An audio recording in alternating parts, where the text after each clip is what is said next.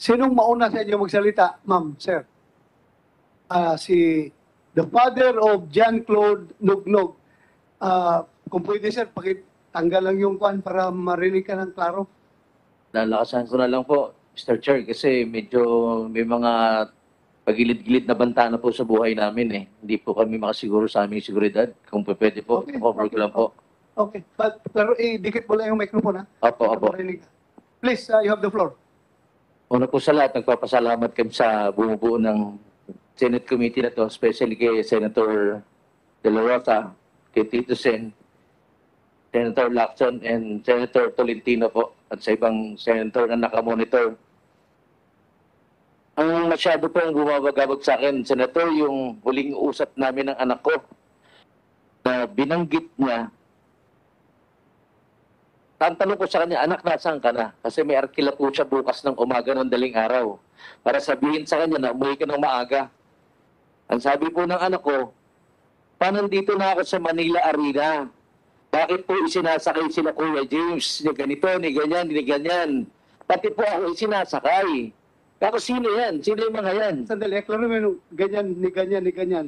Can you name names? Bilhin mo kung sino nagsakay sa kanila. And medyo naano po ako dun sa mga sa mga pangalan. Pero matatandaan ko po ito, Senator, pagka kasi ngayon lang po pumasok ulit sa isip ko yung conversation namin ng anak ko eh. So susunod, promise po, bibigay ko po sa inyo yung 3 pangalan na naalala ko na binanggit niya at nakuhaan ko po ng picture itong mga security na to on time noong January 30 ng gabi po. When you say security, security ng saan? Manila Arena po. Sa loob ng Manila Arena, nanggaling po, diretso po. Kasi nung 7:45 po naghuling namin pag-uusap. So, for the record, sinabi ng anak mo yung mga 3 pangalan na Nabanggit na po yan, and then nung time na nandun na po ako, at nakipag-discussion ako dito sa mga security guard na to, nung una po matatapang sila sa akin dahil nag-iisa lang po ako eh. Nung dumating na po yung mga kasama ko, sila Mr. Bakay at saka sila Mr. Velasco, medyo nag-cool down po sila. Nagkaroon po ako ng pagkakataon kuhaan yung mga picture ito mga taon to. Chairman, question. Yes, go ahead, sir. Did you share this information to the police? Yung pong... Yes or no? Na-share mo ba yung information na yun sa police? Yes, sir.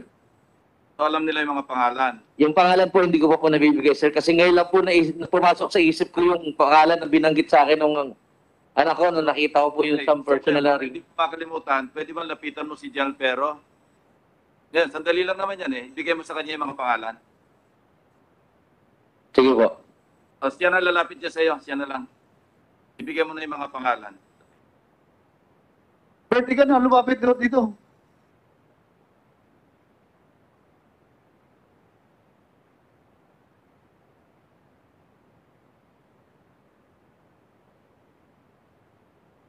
Sir Inonog, ito mga security guards doon sa Manila Arena. Opo, Senator. Okay, pakibigyan mo pangalan sa kanya. Tayo mo yung microphone mo, baka marinig ng iba.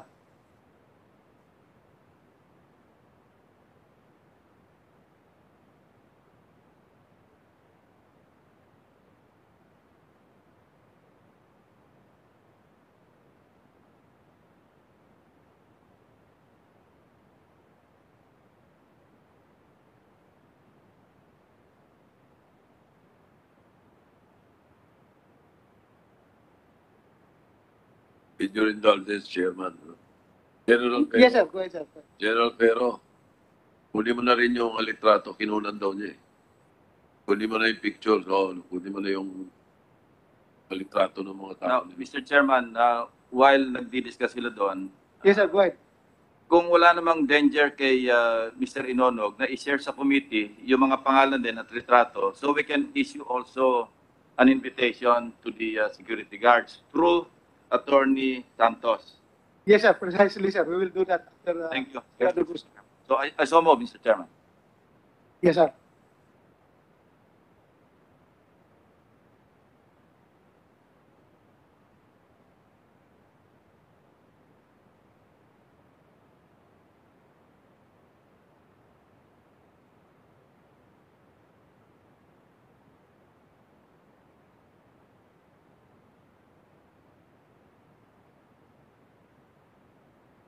Okay, Mr. Inonog, paki-share mo na rin sa committee kasi invite namin yung mga pangalan na binanggit mo sa susunod na pagdinig.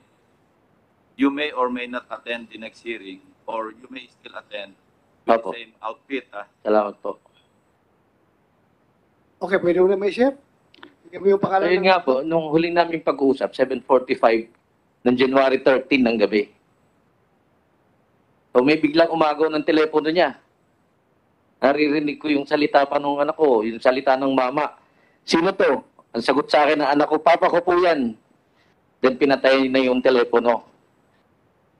Takbo na po ako doon. Siguro mga mag-alas 9 nakarating ako sa Manila Arena. Diretso Alas po ako gabi doon ng sa- gabi. Gabi. Alas 9 ng gabi po, ng same date ng January 13. Saan ka galing? Paranaque po. Yeah, go ahead. Diretso po ako doon sa basement na kung saan doon ang loading and dropping point ng Manila Arena. May isang basement po doon. Yung unang security po, ang sumalubong sa akin, ang tapang. Sabi ko, Brad, huwag kang matapang. Magulang ako nung pinuha ninyo mga tao, isa ako sa magulang. Pakisoli nyo lang kung anong problema pag-usapan natin. Pakisoli nyo lang, pakihabol nyo lang. And then, kung ano-ano na po. Pansin ko, outnumber ako, kausap ko si Mr. Bakay at si Mr. Velasco, pare, bumaba na kayo dito. May problema dito. Lumabas na po ako ng basement. Sinalubong po ako nung dalawang security pa po ng arena. Yung mga naka-jacket. And then yun ko lang po naalala yung mga pangalan na binanggit sa akin ng anak ko. Mabuti na lang po, nung time na yun, nakuhaan ko sila ng picture. Dahil nang dumating na po sila, yung mga kasama ko. January 13. So, banggitin mo na ngayon for the record para i-require natin si Atty. Santos na bitbitin niya yung mga gwardiya niyan dito sa next hearing. Pangalan, please. Para ma-record natin. Sana nga po, Atty. Santos, makarating yung mga tao nyo na hindi mawala. Hindi mo na problema yan. Problema na ng committee yan dito. Kami na bahala niyan.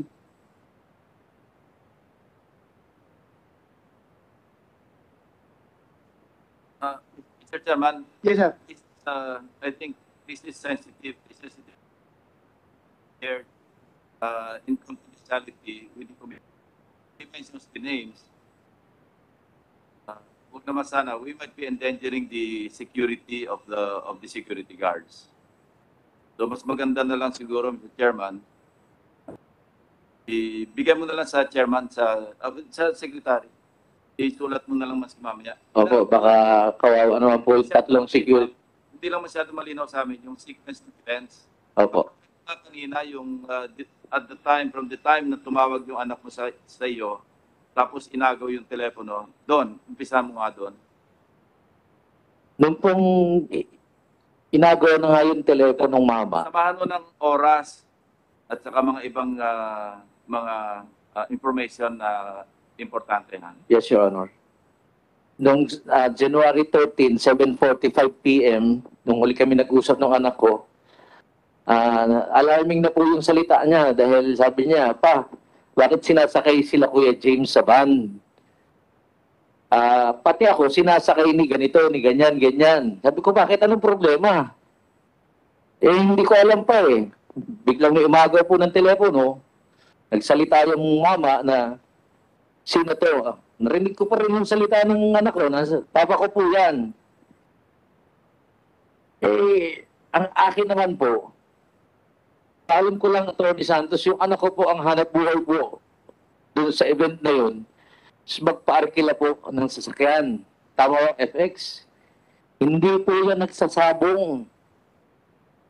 Hindi po yan nagsasabong. Uulitin ko po sa inyo, Atty. Santos. Yeah, excuse me, Mr. Please, you don't have to confront Hindi an po. resource person. Sorry, Your Honor. You address lahat na sasabihin mo sa akin. Sorry, Your Honor. Diretso doon. At, Sentimiento ko lang po. for protocol, ha?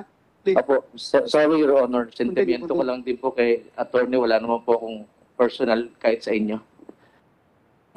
Bilang magulang po, sana lahat po naintindihan ng sino ang magulang, yung sentimento namin na biktima. Dahil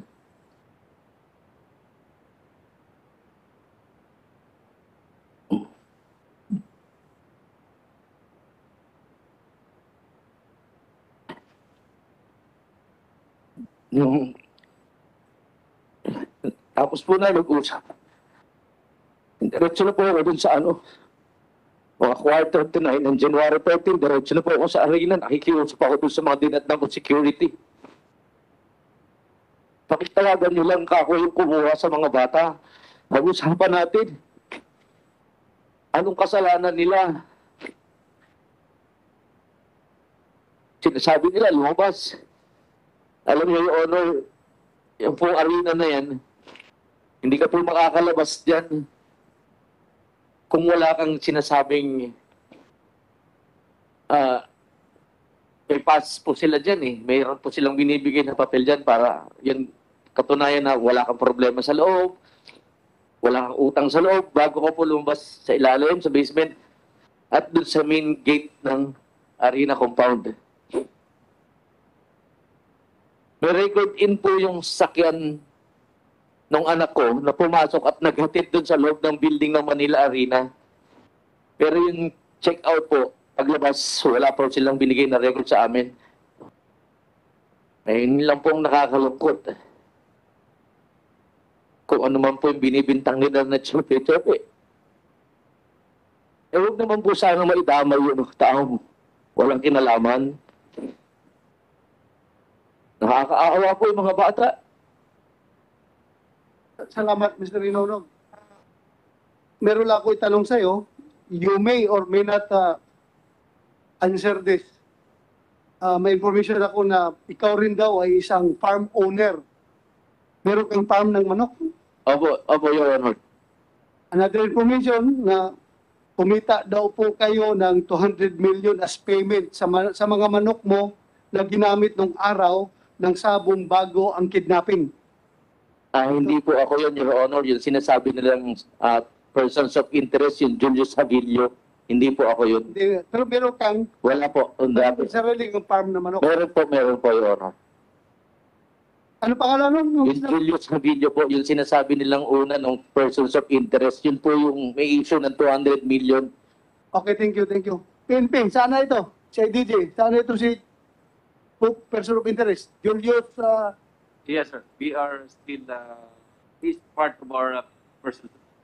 And because he's considered as also a missing person. gising pa rin siya? Gising din siya? Hindi namin siya, yung mga kamag-anak sir, nilapitan na namin. Paano talaga. Gising rin. Yes, sir. Kaya taga-Pangasinan to, sir. Tandi namin yung Pangasinan talagang hindi mahanap. Sir. Pamilya, kahit pamilya. Wala kayo napunta pamilya? Hindi rin na alam, sir. Pero patuloy pa rin yung paghahanap namin sa kanya. Ano nga pangalan nun uli, Mr. Inonog? Yung sinasabi mong financier? Julius Havillo po, Your Honor. Julius Havillo. Julius Havillo. Opo, Your Honor. Kaya yung missing hanggang ngayon na Sabi po missing, pero based po dun sa mga huli naming naririnig na report dun sa mga kamag-anak, nagtatago. Dahil hinahabol nga po, hinahanap siya para magpaliwanag. so ganito, para magkakaroon kami ng teorya dyan sa nangyayari. Most likely, kung yung anak mo at saka mga kasamahan niya ay pinick up dahil sa allegation na nanunyupi Opo. sa sabong, most likely itong financier nila, yun yung kumita sa panunyupi nila. Clarification lang po, Your Honor. Hindi po namin naging financer yun. Ano yun? Ano? Hindi po, wala pong relation sa grupo po namin yun. Sa ano po siya? Grupo yun ng Santa Cruz yung nawala, yung victim po sa Santa Cruz. Yun po ang kanyang entry. Yung nawala sa Santa Cruz. Mr. Chairman, Okay, good. Yes, sir. Again, Bert, Director Pero, si Mr. Nonog mentioned what appears to be a logbook. Can you also include that when you issue the subpoena, Joseph Tecum, na isabit yung logbook? Yes, Your Honor. Okay, thank you. Thank you, sir. Thank you. So, okay ka na? Yung iba na naman. Next na naman.